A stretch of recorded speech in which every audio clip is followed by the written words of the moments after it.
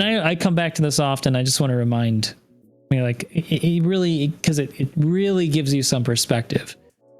If they want to get 100 star systems on release, and they won't, because it's just not going to happen. It's going to be a soft release.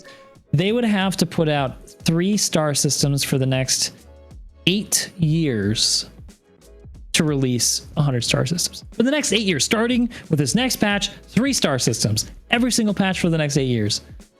I hope that gives you some perspective on how much work they have ahead of them. Yeah, it's a little overwhelming. When I even talk about the 100 systems thing, I say it up front. I don't expect to ever see 100 systems. I mean, I think I'll be lucky if I do, but I think a lot of people who are currently interested in and playing this game might just be gone by the time they ever reach near that number. 100 systems, even if a lot of them are empty, it's just a lot of space, not just to make, but also for us to see. Yeah, it is. You know, and they don't need that many places to go, but it's like all the other features that they've talked about they need to get done. It's just a mile-long feature list.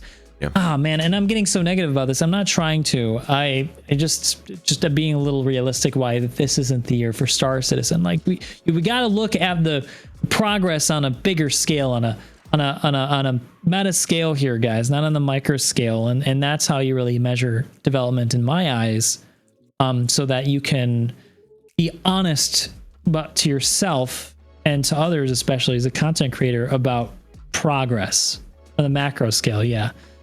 On the macro scale.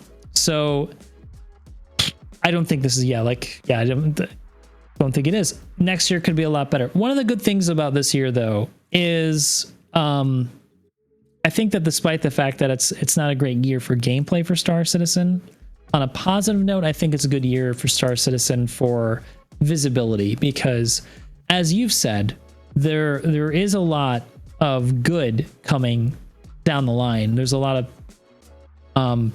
progress with the tech and stuff. There is some noticeable big moves, but and it's getting people's notice, like Ollie and Level Cap and Jack Frags. Like, they're coming back and making a lot more content on it. So from that perspective, and how successful this year has been financially for them and new backers, it's really, really good. I mean, if you really look at, for example, new accounts being made, this is one of the best years, if not the best year so far that they have since the original launch. Mm-hmm. And I think that's really the best way to measure success. Not necessarily by funding, which they need to continue going, but by interest in the wider community. Are they continuing to grow? That past couple of years have been really tiny, actually, for new player growth. Mostly they've depended on big ticket sales by whales.